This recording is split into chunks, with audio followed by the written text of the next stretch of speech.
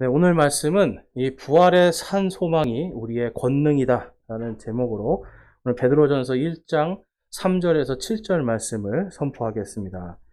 자, 여러분 이 오늘 말씀은요, 이 베드로가 부활하신 예수님을 만났잖아요. 그리고 그 부활하신 예수님 때문에 자신이 정말 예수님이 말씀하신 대로 그분의 이름 때문에 고통당하고 고난을 속에 있지만 그 사람 안에 뭐가 있다라는 겁니까, 지금? 산 소망이 있다라고 말씀해요. 산 소망. 여러분 이게 산 소망의 반대는 무엇일까요? 산 소망의 반대. 죽은 소망. 그렇죠?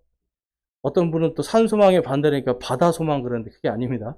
바다 소망이 아니라 살아있는 소망이 우리 안에 있다라는 거예요. 그러니까 살아있는 소망인데 그 살아있는 소망이 무엇이다? 바로 예수 그리스도의 부활의 소망이다. 그리고 예수님의 부활이 곧 나의 부활이다. 라고 해서 지금 받는 작은 고통과 시험들이 내가 그것을 통과하면서 괴롭지만 결국은 어떻게 될 것이다. 그 마지막, 그 뒤에 있는 영광과 존귀와 칭찬이 나를 기다리고 있다라는 것을 지금 사도 바울은 이 성도들에게 나도 이렇게 살고 있으니 너희들도 감사함으로 하나님께 온전히 살아라 라고 이렇게 산 소망을 선포하고 있습니다. 여러분 오늘날 많은 사람들이 이 부활에 대해서 정말 잘못된 생각을 하고 있어요. 어떤 사람들은 제가 정말 그 철학자인데요. 예수님의 부활을 믿는데요. 근데 예수님이 어디에 계시냐면 예수님의 그 귀한 사상, 좋은 사상이 자기의 생각 속에 살고 계시다는 거예요. 그게 부활이라는 거예요. 그러니까 예수님이 실제로 몸으로 부활했다는 게 아니라 예수님의 그 좋은 사상이 우리의 마음속에 살아있다. 그러니까 그게 부활이라는 거예요. 또 어떤 사람은 예수님이 부활하셔서 육신으로 부활하신 게 아니라 영으로 부활해서 영의 모습으로, 영으로 하늘에 계시다. 그러면서 이 성령님이 우리 안에 계시는 것이 이게 부활이다. 이렇게 얘기를 하는 거예요. 그러니까 예수님이 육신이 아니라 영으로 부활했다. 이런 거를 말씀을 하면서 사람들에게 이러한 부활에 대한 잘못된 생각들을 가르치는 걸 볼 수가 있습니다. 근데 여러분 이 베드로는요, 실제로 원래 어떤 사람이었습니까? 예수님이 잡히시던 날 밤에 도망가던 사람이에요. 덩치는 크고 굉장히 성격도 거칠었잖아요. 어부고. 그럼에도 불구하고 여러분 칼이 들어오는 순간 어떻게 돼요? 기겁을 하고 도망가는 거예요. 만약에 베드로가 여러분 이 도망가지 않고 자기가 내가 부활의 권능으로 난 죽어도 살리라. 예수님 말씀처럼 내가 죽어도 살리라. 그러고서 거기서 서 있었다라면 여러분 어땠을까요? 아마 더 성경의 내용이 바뀌었을 거예요. 그런데 베드로는요 도망갔단 말이에요. 제자들도 다 도망갔어요. 그런데 그 도망갔던 베드로가 부활하신 예수님을 만나고 나서는 어떻게 됩니까? 예수님을 잡아 죽인 사람들 앞에서 예수님의 복음을 당당하게 전하잖아요. 너희들이 생명의 통치자를 죽였도다라고 하지만 그분이 또한 사흘 만에 부활하셨도다라고 선포를 하면서 이 사람은 이제는 죽음에 대한 공포가 없어진 거예요. 왜 그렇습니까? 산 소망이 있으니까. 자, 여러분에게는 산 소망이 있습니까? 작년 한 해 동안 여러분이 누렸던 하나님의 산 소망은 어떤 겁니까? 그리고 이제 올해 기대하고 있는 하나님의 산 소망은 무엇입니까? 여러분 사실 어떻게 보면 작년보다 우리의 몸은요, 사실 한번 조금 더, 1년 더 썩어진 거예요. 그렇죠? 1년 더 썩어진 상태. 더 죽음 앞에 1년 더 나아간 상태. 그런데 여러분 결국은 우리가 썩어갈수록, 우리의 육신이 썩어갈수록 뭐에 가까워지는 겁니까? 예수 그리스도의 그 부활, 산 소망에 한 걸음 한 걸음 더 다가가고 있는 거예요. 그러니까 여러분 하나님께서는요, 이 예수 그리스도를 믿는 모든 성도들이 시대를 살아가면서 다른 것이 아니라 산 소망으로 기쁘고 즐겁게 살기를 원하는 거예요. 근데 여러분 우리 어떤 사람들은 학력을, 어떤 사람들은 재산을, 어떤 사람은 좋은 집이나 어떤 차를 이러한 것들을 소망을 하고 있는데 성경에 보니까 이러한 재물들은 전부 다 어떻게 된다고 그래요? 독수리처럼 다 날아간다고 그래요. 또 어떤 사람은 내일은 또 내가 무엇을 하리라, 모레는 무엇을 하리라, 여기서 돈을 잘 벌어서 다음에는 무엇을 하리라 하지만 성경에서는 뭐라고 말합니까? 우리의 인생이 내일을 알지 못하는 수증기와 같은 인생이라고 말씀해요. 이러한 수증기 같은 인생에서 여러분 소망이 있습니까? 우리에게 소망 없어요. 그런데 하나님이 주신 한 소망, 그것이 바로 살아있는 예수 그리스도의 부활이 나의 부활이다라고 하는 그 산 소망이 우리의 소망입니다. 요한복음 21장 17절에 가보니까 부활하신 예수님과 바로 이 시몬 베드로가 만나는 내용이 있습니다. 이처럼 그들이 식사를 한 뒤에 예수님께서 시몬 베드로에게 이르시되 요나의 아들 시몬아 내가 이것들보다 나를 더 사랑하느냐 하시니 그가 그분께 이르되 주여 그러하나이다. 내가 주를 사랑하는 줄 주께서 아시나이다 하매 그분께서 그에게 이르시되 내 어린 양들을 먹이라 하시고. 여러분 지금 이 상황이 어떤 상황이에요? 이 요한복음 21장에 보면 지금 베드로는 앞에 20장에서 예수님을 한번 만납니다. 그런데 베드로 안에는 기쁨이 없었어요. 그렇죠? 베드로는 뭔가 예수님을 만나서 와 예수님하고 막 이랬어야 되는데 베드로는요 여러분 그런 게 없었어요. 그래서 21장에 보니까 부활하신 예수님을 20장에서 만났음에도 불구하고 이 베드로는요 그냥 나는 물고기나 잡으러 갈란다 하고 간단 말이에요. 부활하신 예수님을 여러분 지금 만난다라면 여러분들이 지금 해야 되는 생업이 있어요. 둘 중에 여러분 어떤 걸 선택하시겠어요? 우리 당연히 부활하신 예수님 만나러 가야지. 예수님 언제 올지 모르니까 좀 기다려보자. 이런 게 정상이잖아요. 근데 베드로는요. 마음에 무거운 짐이 있었는지 그는 물고기를 잡으러 갑니다. 그래서 거기에 보니까 세베대의 아들들 그러니까 야고보와 요한 그리고 이 베드로 그리고 같이 해가지고 나다나엘까지 해가지고 같이 물고기를 잡고 있었는데 밤새도록 잡았는데 한 마리도 못 잡아요. 그때 부활하신 예수님이 나타나셔서 뭐라고 그래요? 배 오른편에 그물을 던져라. 그래서 그 말에 순종하고 그물을 던졌는데 그 그물을 던지고 올렸더니 물고기가 몇 마리가 잡혀요? 153마리가 잡히는 거예요. 어떤 사람들이 이 153마리를 풀으려고 애를 쓰는데 여러분 사실 이거 풀으려고 애쓸 필요가 없어요. 그렇죠? 153마리는 무엇을 뜻하냐면 예수님이 진짜 그 일을 하셨다라는 정확한 숫자를 통해서 예수님이 정말 살아계신 예수님이 역사하신 걸 보여주는 거예요. 그랬더니 이 제자들이 그제서야 예수님을 알아봅니다. 여러분 이 베드로는요 예수님이 부활하셨지만 아무런 소망과 기쁨이 없었어요. 왜 그렇습니까? 예수님을 3번이나 부인하고 마지막엔 또 저주까지 하는 그런 부끄러운 인생이었어요. 예수님을 어떻게 보면 배신한 인생이에요. 그러니까 그 배신했던 인생이 얼마나 예수님을 만났으니까 마음에 찔리고 무거웠겠습니까? 그런 베드로에게 예수님께서 찾아오셔서 뭐라고 말씀하세요? 요나의 아들 시몬아 내가 이것들보다 나를 더 사랑하느냐. 이것들이 뭐예요? 지금 금방 기적과 같이 잡은 이 물고기들을 먹고 빵을 먹고 있는 상황이었거든요. 그러니까 너가 먹는 것 이것보다 더 나를 사랑하느냐? 지금 물어보시는 거예요. 그랬더니 베드로가 뭐라고 합니까? 주여 그러하나이다. 내가 주를 사랑하는 줄 주께서 아시나이다. 그랬더니 예수님이 뭐라고 그래요? 내 양들을 먹이라. 예수님이 그리고 이 후에도 2번 더 하시죠? 예수님께서 계속 내 양들을 먹이라. 예수님은 베드로를 3번 부인한 만큼 3번 용서하시고 그에게 또한 3번 거듭거듭 강조해서 사명을 주시는 거예요. 내 양들을 먹이라. 여러분 이 내 양들을 먹이라는 소리를 통해서 이제 베드로는 뭐가 회복이 되는 거예요? 내 안에 있는 부활하신 예수님의 산 소망이 회복이 되는 거예요. 내가 예수님의 부활이 내 부활이구나. 예수님의 그 영광이 나의 영광이구나 하면서 베드로는 기쁨이 회복되는 것을 볼 수가 있습니다. 그래서 오늘 본문 말씀의 4절에 보니까 썩지 않고 더럽지 않으며 사라지지 아니하고 너희를 위해 하늘에 마련된 상속 유업을 받게 하셨나니 라고 하면서 그는 자신이 지금 부활한 것이 그냥 단순히 부활에 하나님이 용서하시고 예수님이 용서하시고 회복시켜준 것뿐만 아니라 거기에 뭐까지 더해주신 걸 기뻐하는 거예요? 하늘에 있는 상속 유업. 고린도전서 15장에 가니까 그것이 하나님의 왕국이라고 합니다. 죄인이잖아요. 저와 여러분 사실 우리가 베드로보다 더 나을 게 뭐가 있겠어요? 아무리 우리가 내 마음속으로 나는 그래도 베드로처럼 3번 부인하지는 않을 거야 그러는데 여러분 목에 칼이 들어오면 안 그럴 자신 있으세요? 아무도 없어요. 우리는 그걸 자신할 수 없습니다. 우리는 아마 3번이 아니라 10번, 1000번도 부인하고 도망갈 사람들이에요. 그런데 이 예수님께서는 그 베드로를 찾아오셔서 그의 기쁨을 회복시켜 주시고 이 40일 동안 그들과 함께 먹고 마시면서 성경에 보니까 하나님의 왕국에 대해서 가르치신 이야기가 나와요. 베드로는 그 예수님께 하나님의 왕국에 누가 들어간다는 걸 알고 있었던 거예요. 바로 부활한 자신, 그리고 부활한 자신의 그 동료들, 그리고 부활하는 모든 성도들이 썩지 않고 더럽지 않은, 결코 사라지지 않는 그 하나님의 왕국에 들어갈 것을 소망하는 산소망을 가졌습니다. 고린도전서 15장 말씀에 가니까 이 부활하신 예수님을 만난 사도 바울도 동일하게 말씀을 하고 있어요.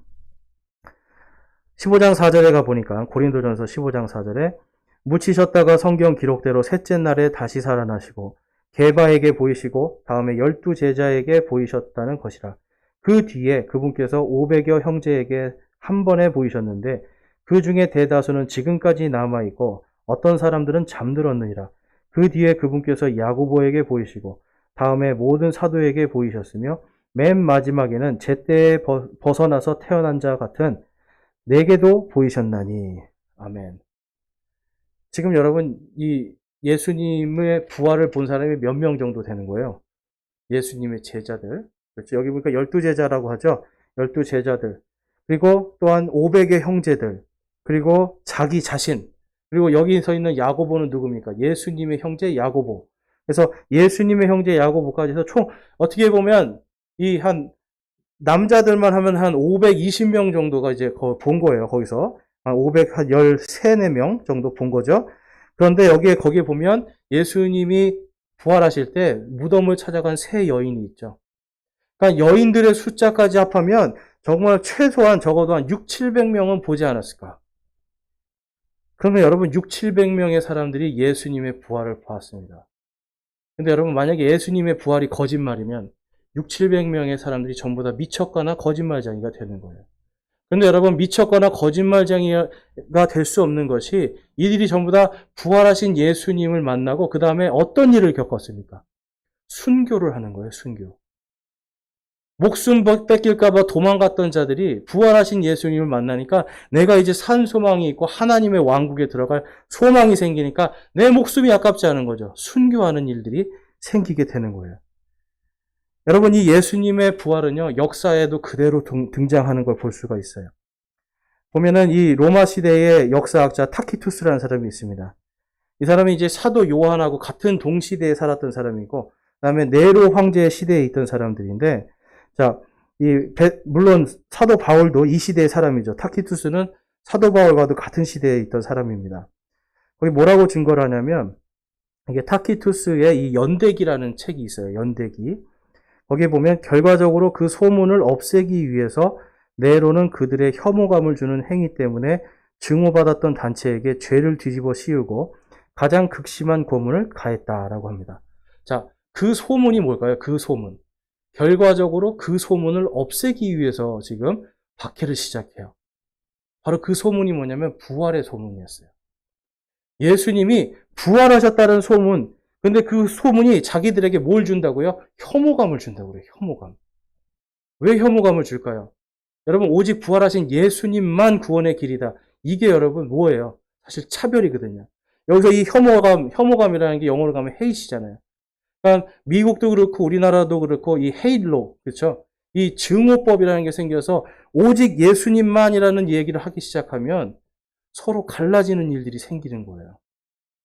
좋은 게 좋은 거가 아니라 부활하신 예수님만 구원자시다라고 하기 시작하면 그때부터는 갈라지기 시작하고, 당시의 사람들은 여러분 뭐예요?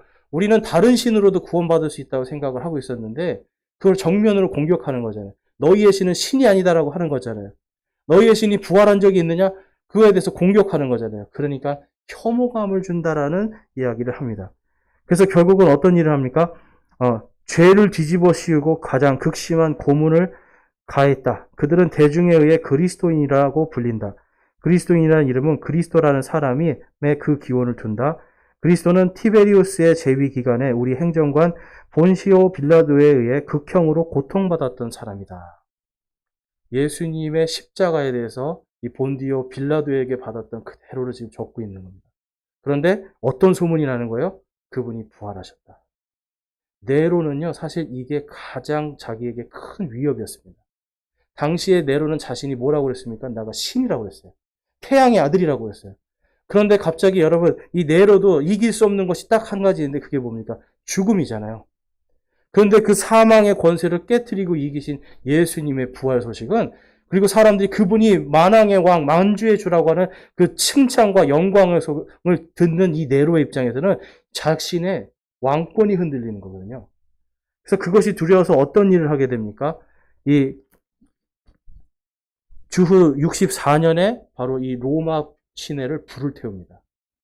로마 시내에 불을 질러서 거기서 활활 타오르는 그 불 질른 사람들이 그리스도인들이다 하면서 죄를 뒤집어 씌워서 그들을 원형 경기장에 가두고 개의 밥이 되게 하고 사자의 밥이 되게 하고 짐승의 밥이 되게 하고 검투사들에게 칼도 없이 맨손으로 싸우게 해서 죽임당하게 하는 그러한 일들을 했던 거예요.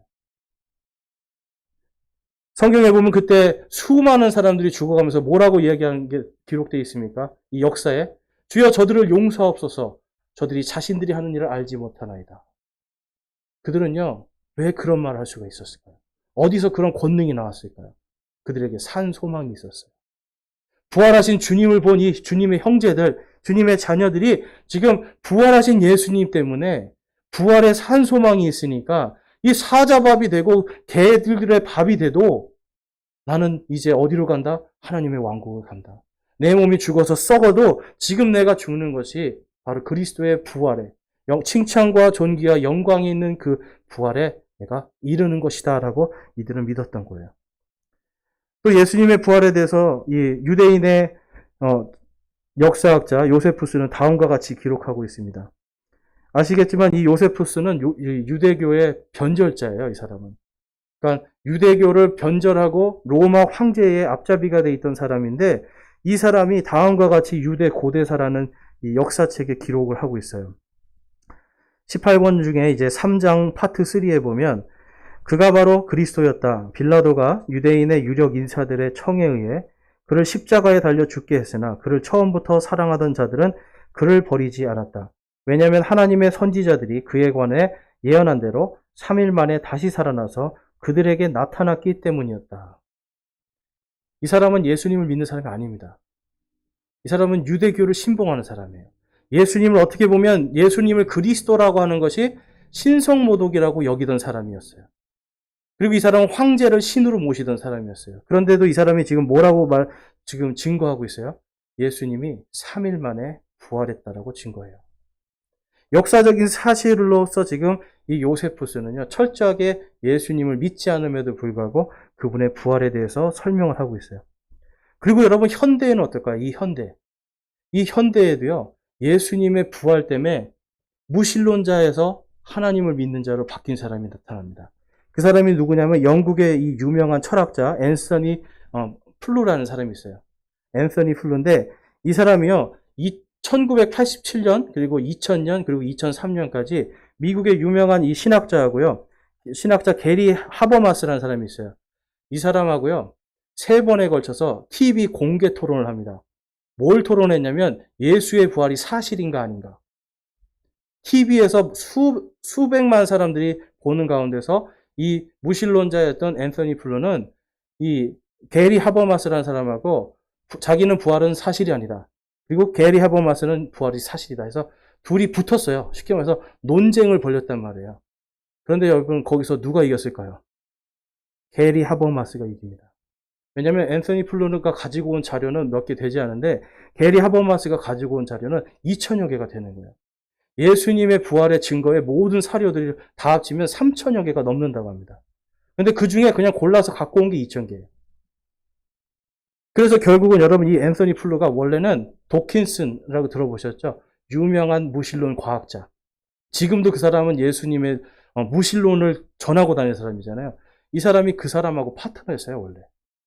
그런데 이 사람이 2003년 이후에 유신론자로 바뀝니다. 근데 안타까운 것은 하나님을 이제 인정하게 됐어요. 하나님을 인정하게 됐는데 내가 좀 더 공부해서 예수님이 진짜 하나님인지 알아봐야 되겠다 하던 도중에 죽어갔어요. 안타깝죠. 그러니까 전에는 무신론자인데 하나님을 인정을 했는데 예수님이 하나님인 걸 인정하지 못하고 죽은 거예요. 참 안타깝죠. 근데 이 사람이 이제 뭐라고 고백을 했냐면 어떤 사람이 질문한 거예요. 정말 하나님이 계신가에 대해서 질문했을 때 이렇게 대답합니다. 이미 여러 번 말했다시피 그 어떤 종교도 예수와 같은 카리스마적 인물과 바울과 같은 최고 수준의 지성을 결합하고 있지 않다. 만일 전능한 신이 종교를 세웠다면 기독교가 바로 그 종교일 것이다. 그러니까 이 사람은 모든 것을 다 해보니까 결국은 하나님이 모든 것을 만들었다. 하나님이 계신 것. 어떤 전능하신 신이 있는 건 아는데 근데 뭐만 인정하지 못하고 있는 거예요? 기독교를 인정하지 못하는 거예요. 예수님이 부활하신 것도 인정하는데 예수님이 하나님인 거를 받아들이지 못한 거예요. 참 안타깝죠. 근데 결국은 여러분 이 사람을 통해서 뭐가 증명이 되냐면 예수님이 살아계시고 부활이 사실이라는 것. 그리고 이 땅을 창조하신 하나님이 분명히 살아계시다고 하는 것이 이 앤서니 플루라는 사람을 통해서 세상의 증거가 됩니다. 그래서 여러분 이 부활이라고 하는 것은 수많은 그냥 성경에 있는 증거뿐만 아니라 이 세상에 엄청나게 많은 증거가 함께 있는 거예요. 바로 그 산 소망에 대해서 사도 베드로는 또 다음과 같이 말씀을 해요. 5절 말씀에 가보니까 너희는 마지막 때에 드러내려고 예비된 구원에 이르도록 믿음을 통해 하나님의 권능으로 보호받고 있느니라 라고 말씀해요. 저와 여러분요 지금 이 에베소서에도 가보니까 성령께서 우리를 어떻게 하고 계시다고 그래요? 우리를 인치시고 있다고 그래요. 봉인하고 계시다고 그래요. 봉인. 언제까지요? 우리의 몸이 구속의 그날까지. 몸이 구속되는 날이 언제입니까 여러분? 부활의 날이잖아요. 부활의 날까지 성령께서 우리를 봉인하고 계시다라고 에베소서 1장 13절에 말씀하거든요. 그와 동일하게 지금 이 사도 베드로도 지금 마지막 때에 드러내려고 우리가 부활하는 몸으로 드러내려고 우리가 예비된 구원, 바로 그것에 이르도록 믿음을 통해서 하나님의 권능으로 우리의 구원이 보호받고 있다라고 고백합니다. 그러니까 여러분 사도 베드로가요, 이 사도행전에 가보면 어떤 일들을 해요? 그가 여러분 부활하신 예수님 만나고 막 3,000명을 전도하고 침례를 주고 그 다음에 그가 계속 거룩하게 살았을까요? 아니잖아요. 거기서 또 보면 이 사도 바울에게 책망도 받고 막 그러잖아요. 계속 실수하는 인간이었어요. 똑같이 우리처럼. 그럼에도 불구하고 그는요, 자신의 실수와 자신의 허물, 이게 이미 내가 허물 많은 죄인이지만 그래도 내가 구원받는 그때까지 하나님의 권능으로 나의 부활은 보호받고 있다라고 그는 고백을 합니다. 그래서 6절에 보면 비록 지금은 필요가 있어 너희가 여러 가지 시험으로 인해 잠시 근심하고 있으나 오히려 그 구원을 크게 기뻐하나니 이것은 너희의 믿음의 단련이 불로 단련해도 없어지는 금을 단련하는 것보다 훨씬 더 귀하여 예수 그리스도께서 나타나실 때에 칭찬과 존귀와 영광으로 드러나게 하려 함이니라. 아멘. 그 당시에 여러분 어떤 일들이 있었어요? 지금 베드로가 이 베드로전서를 쓰던 당시에 네로가 집권하면서 여러분 이 그리스도인들을 조금씩 박해를 하던 시대였어요. 그리고 이 로마에 불을 지르고 난 다음에는 보면 그 당시에 많은 사람들이 정말 아무 이유 없이 예수 그리스도의 이름 때문에 핍박받고 죽임당하던 시대였습니다. 그런데 그러한 핍박 속에 있는 성도들에게 지금 이 베드로는 너희의 믿음의 단련이 불로 단련해도 없어지는 금을 단련하는 것보다 훨씬 더 귀하여라고 말씀해요. 부활 때문에 죽음당하고 그것 때문에 박해받고 핍박당하는 이것이 뭐보다 더 귀하다고요? 금을 단련하는 것보다 금보다 더 귀하다라는 거예요. 그 이유가 뭐냐면 예수 그리스도께서 나타나실 때에 칭찬과 존귀와 영광으로 드러나게 하려 함이니라. 아멘. 여러분 부활의 몸이 어떤 몸인지 지금 사도 베드로가 말씀하고 있어요. 어떤 몸이에요, 여러분? 칭찬과 존귀와 영광의 몸입니다. 예수님께서 부활하실 때 어떤 몸이셨겠어요? 칭찬과 존귀와 영광의 몸이에요. 칭찬받고 그 다음에 존귀하고 영광받기에 합당한 몸으로 사람이 바뀌게 되는 것입니다. 그래서 여러분 이 부활을 통해서 이 하나님께서는요 우리에게 이 칭찬과 존귀와 영광이 우리를 기다리도록 지금 계속해서 우리를 보호하고 계시는 거예요. 언제까지요? 우리의 구속의 날까지. 우리가 부활하는 그 날까지 하나님은 그것을 지키고 계시는 겁니다. 그래서 여러분 이 7절 말씀에 보면 이 계속해서 우리가 생각해야 되는 것은 마지막 때에 많은 우리의 환난도 있을 것이고 경제적인 어려움도 있을 것이고 하지만 우리의 이 생각과 우리의 삶의 모든 가치관이 세상에 있어야 되는 것이 아니라 가장 귀한 칭찬과 존귀와 영광으로 드러날 우리의 부활의 산 소망에 두라는 것을 말씀하고 있어요. 그래서 여러분, 그 다음에 보면 우리가 누가복음 21장에 가보면요. 예수님이 이렇게 말씀하세요. 누가복음 21장 17절에서 18절에 가보면 또 너희가 내 이름으로 인하여 모든 사람에게 미움을 받을 터이나 너희 머리털 하나도 없어지지 아니하리라. 아멘. 여러분, 사람이 죽으면 머리털이 어떻게 되나요? 머리털이 제일 안 썩잖아요. 제일 오래 가거든요, 사실. 근데 결국은 어떻게 다 썩어서 없어지잖아요. 근데 지금 예수님이 뭘 말씀하시는 거예요, 여러분? 너희가 내 이름으로 인하여 모든 사람에게 미움을 받을 터이나 너희 머리털 하나도 없어지지 아니하리라. 로마 황제의 미움을 받아서 수많은 사람들이 죽임 당했죠. 그러나 그들의 머리털 하나도 없어지지 아니하리라라고 약속을 해요. 제가 이 말씀을 읽고 묵상하다가 와 이게 정말 우리가 칭찬과 존귀와 영광의 몸에 대해서 한 가지 좀 해결이 되는 부분이 있었어요. 어떤 사람이 저한테 물어봤거든요. 그분이 이제 좀 암투병을 오래 하시면서 머리가 이렇게 다 빠지셨던 분이에요. 내가 지금 부활하면 이 몸으로 나옵니까? 아니면 어떤 몸으로 나옵니까? 그러니까 내가 머리털이 다 빠지니까 얼마나 본인이 슬펐겠어요. 내가 부활을 하면 지금 이 모습으로 부활합니까? 나는 이걸로 싫은데 라고 얘기를 하시더라고요. 근데 예수님이 뭘 말씀하시는 거예요? 머리털 하나까지도 다 없어지지 아니하리라. 여러분 부활하면은 여러분 언제적 모습으로 부활하실 것 같아요? 언제적? 몇 살 때? 20대? 네. 가장 아름다웠을 때로 그쵸? 어떤 분은 초등학교 때라고 그러는데 여러분 초등학교 때보다 사실 우리가 이 남자든 여자든 한 20대, 30대 이때가 제일 멋있잖아요. 인생에 있어서 머리도 잘 안 빠지고 그쵸? 그러니까 이 대머리가 되기 전에 우리가 가장 이렇게 아름다웠던 쭈글쭈글하지도 않았던 우리 몸이 팽팽했던 바로 그런 모습으로 변화가 될 겁니다. 그러니까 여러분 우리가 이 부활의 산 소망으로 사는 사람들은 사실 늙지가 않아요. 항상 기쁨이 있고 내가 오늘 당하는 이런 고통과 고난을 예수 그리스도의 부활과 함께 내가 칭찬과 존귀와 영광으로 부활하리라고 하는 이 부활의 산 소망으로 있는 사람들은 늙지 않게 되는 겁니다. 그래서 고린도전서 15장에 가보니까 49절과 51절에 우리가 땅에 속한 그 사람의 형상을 지닌 것 같이 또한 하늘에 속하신 그분의 형상을 지니게 되리라.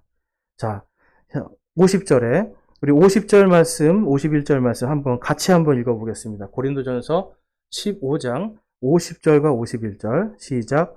형제들아 이제 내가 이것을 말하노니 살과 피는 하나님의 왕국을 상속받을 수 없으며 또한 썩는 것은 썩지 않는 것을 상속받지 못하느니라. 보라 내가 너희에게 한 가지 신비를 알리노니 우리가 다 잠자지 아니하고 마지막 나팔 소리가 날 때에 눈 깜짝할 사이에 순식간에 다 변화되리라. 아멘. 여러분 우리의 대머리가 됐던 이 빠졌던 이 머리카락들 다 달라붙고 썩었던 모든 살갗과 모든 근육들이 다 달라붙는데 어떤 몸이 된다는 거예요, 여러분? 썩지 않는 몸, 칭찬과 존귀와 영광이 있는 그 몸으로 우리가 다 부활을 하고 그 부활한 썩지 않는 자들만 뭘 상속받는다는 거예요? 하나님의 왕국을 상속받는 겁니다. 그러니까 여러분 하나님의 왕국이 지금 여기서 말하는 게 천국만은 아니라는 거죠. 하나님의 통치와 하나님의 영광이 있는 요한계시록에 있는 새하늘과 새 땅, 새 예루살렘 바로 이 하나님의 왕국을 우리들이 다 부활한 상태에서만 우리가 상속받을 수 있다라고 지금 사도 바울은 말씀하는 거예요. 그래서 눈 깜짝할 사이에 순식간에 변화되리라. 주께서 호령과 천사장의 나팔과 하나님의 음성을 통해서 누구야 이리 올라오너라 하면 어떻게 되는 거예요? 눈 깜짝할 사이에 순식간에 칭찬과 존귀와 영광의 몸으로 다 부활하는 겁니다. 그래서 잠자는 자들, 죽은 자들이 먼저 일어나고 그 다음에 살아서 남은 우리들이 그 다음에 영광의 몸으로 다 순식간에 변화되어서 공중으로 올라가 공중에서 주를 만나고 영원히 주와 함께 있는 그 일이 데살로니가 전서 4장에 기록되어 있습니다. 여러분, 예수님께서 이 땅에 오셔서 십자가에 달려 죽으신 것 엄청난 은혜죠. 그렇지만 이 부활은 뭐냐면 우리가 구속의 날까지 하나님께서 우리의 영원한 생명을 위해서 지금 우리를 봉인하시고, 그 다음에 예수님께서 다시 오시는 그때 우리 모두가 썩지 않는 몸으로 다 변화되어서 하나님의 왕국을 상속받게 될 거라고 하는 바로 산소망입니다. 여러분, 산소망은 단지 그냥 천국에 가는 거 말씀하는 게 아니에요. 하나님 앞에서 칭찬과 존귀와 영광의 몸을 가지고 그분께서 말씀하신 대로 우리가 왕과 제사장으로, 하나님과 그리스도의 왕과 제사장으로 하나님의 왕국을 상속받고 그분과 함께 통치하는 그 일이 있는, 앞으로 미래에 있을 진정한 산소망이에요. 그러니까 여러분, 우리가 이 부활이라는 거 그냥 단순히 내가 부활한다, 난 천국 간다, 이거의 기쁨 그 이상의 지금 하나님의 엄청난 은혜와 엄청난 계획이 있는 겁니다. 사도 베드로는 그걸 보고 있는 거예요, 지금 여러분. 박해와 핍박과 지금 예수님의 이름 때문에 증오를 당하고요. 예수님의 이름 때문에 그들이 여러분 정말 어떤 기록에 보니까 네로 당시에 그리스도인들을 어떻게 죽였냐면 몸에다가 기름을 발라서 이 기둥에 묶어놓고 밤새도록 가로등으로 썼어요. 그리스도인들을 태워가지고. 그러니까 이들이 머리털 다 탔겠죠. 그렇지만 이들의 마음속에 지금 예수님께서 말씀하신 대로 머리털 하나도 절대 사라지지 아니하리라지 그 말씀대로 그들은 그 죽음 당하면서 여러분 그들 안에는 뭐가 있었던 겁니까? 바로 부활의 소망이에요. 칭찬과 존귀와 영광의 몸으로 눈 깜짝할 사이에 완전히 변화되어서 하나님의 왕국을 상속받고 하나님과 그리스도의 왕과 제사장으로서 그분과 함께 통치하는 그 영광을 소망하면서 그 모든 괴로움과 아픔들, 핍박과 고난을 견뎌냈던 겁니다. 여러분, 이 땅을 살아갈 때 우리는 지금 핍박과 어떤 환난과 고통이 없어요. 지금 별로 없잖아요. 지금 뭐 코로나 때문에 통제하는 거 이게 무슨 환난과 핍박이에요. 이거 아무것도 아니잖아요. 그렇죠? 이거 아무것도 아니거든요. 그렇지만 앞으로 다가올 수많은 핍박들이 있을 것이고 예수님이 말씀하신 대로 너희들이 내 이름 때문에 지금 미움을 당하고 그다음에 너희들이 핍박받으리라 하신 그 날이 우리 시대 아니면 우리 다음 세대 아니면 그 다음 세대에 올 수 있는 겁니다. 그렇기 때문에 여러분 오늘 이 순간 우리가 예수 그리스도의 그 부활의 권능으로 살아가고 우리의 다음 세대에게 바로 그 부활의 권능을 전해주고 그 권능이 다음 세대에게 넘어가서 이 예수 그리스도를 믿는 모든 자들이 예수님이 오시는 그날 눈 깜짝할 사이에 순식간에 변해서 공중에서 예수님을 만나는, 그리고 하나님의 왕국을 우리가 그곳에서 상속받고 우리가 함께 기뻐하는 그날까지 이 교회가 계속해서 그것을 전하고 전해야 되는 그러한 사명이 있는 겁니다. 그러니까 여러분, 저와 여러분이 이 땅을 살아가면서 사실 이 교회를 위해서 기도하실 때 뭐가 제일 여러분 사실 중요한 기도인지 아세요?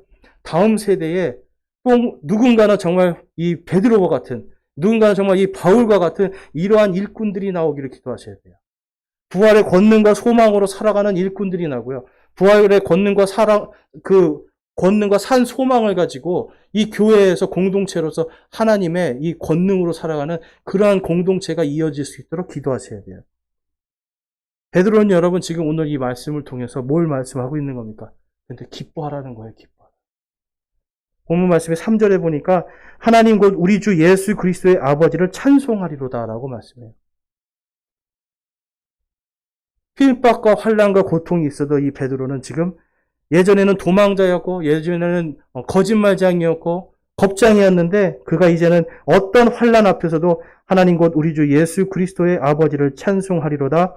그분께서 자신의 풍성하신 긍휼에 따라 죽은 자들로부터 예수 그리스도를 부활하게 하심으로 우리를 다시 낳으사 산소망에 이르게 하셨으며 라고 하면서 이 베드로는 부활의 기쁨으로 지금 자신의 이 믿음, 자신 앞에 지금 놓여있는 칭찬과 존귀와 영광을 바라보면서 모든 것을 견뎌내고 있습니다. 결국 여러분, 베드로는 어떻게 됐습니까? 순교하잖아요. 예수님의 부활하심을 소망하면서 그는 순교를 합니다. 여러분, 이 땅에서 이제 마지막에 점점점 복음이 사라지기 시작하고 진리가 사라지기 시작하고 그러면 이 교회는 여러분 정말 이제는 있으나 마나한 존재가 될 수도 있어요. 그렇지만 예수님께서는요, 오늘 이 자리에도 지금 예수님의 부활을 소망하는, 산소망을 소망하는 저와 여러분을 불러 모아 주셨듯이 또한 이 땅에 그 산소망을 소망하는 남은 자들을 또 보내주실 것이고 또 보내주셔서 교회가 영원토록 예수님의 내 교회, 몸된 이 교회가 영원토록 불면의 교회가 될 수 있도록 해주실 겁니다. 저는 그렇게 믿습니다. 그것이 바로 여러분이 교회와 우리가 주님의 권능으로 살아가는 거예요. 오늘의 나의 힘들고 슬프고 괴로운 이것을 보는 게 아니라 이후에 받을 영광과 칭찬과 존귀에 대해서 소망하면서 어떤 것에도 흔들리지 않고 끝까지 예수 그리스도의 표대를 바라보고 믿음으로 나아가는 그러한 믿음이 우리에게 필요합니다. 저와 여러분이 오늘 이 베드로의 고백처럼 정말 우리를 다시 나와서 산 소망에 이르게 하신 그 하나님, 그리고 그 예수 그리스도의 부활의 산 소망으로 모든 것을 승리하시고 또 어떤 것에도 흔들리지 않기를 주님의 이름으로 축원합니다. 우리 기도하시겠습니다. 오늘 기도하실 때에 정말 내 안에 하나님의 예수 그리스도의 그 부활의 산 소망이 있는가 한번 우리 함께 보시기 원합니다. 내 안에 예수 그리스도의 그 부활의 산 소망이 있는가? 내가 부활의 권능으로 살아가고 있는가? 아니면 그냥 나의 힘과 나의 지혜로 살아가고 있는가? 여러분 한번 돌아보시면서 우리 하나님께 기도하기를 원합니다. 네, 기도하시고 또한 결단하는 시간 갖겠습니다. 함께 기도하겠습니다.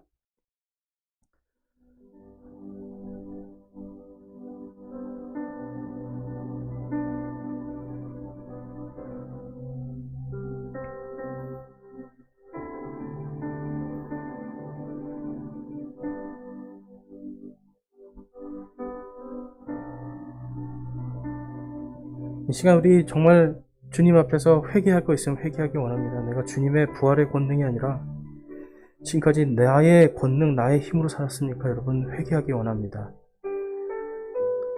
또한 오늘 말씀을 통해서 여러분 안에 부활의 산 소망이 생겼습니까? 그렇다면 이 시간 하나님께 감사와 찬양으로 기도하기 원합니다. 하나님, 예수 그리스도의 부활하신 예수님을 통해서 저를 다시 낳으시고 이제 내 몸이 구속에 받는 그날까지 나를 지금 봉인하시고 지켜주시는 그 사랑의 하나님, 능력의 하나님, 주님 감사합니다, 찬양합니다라고 기도하기 원합니다.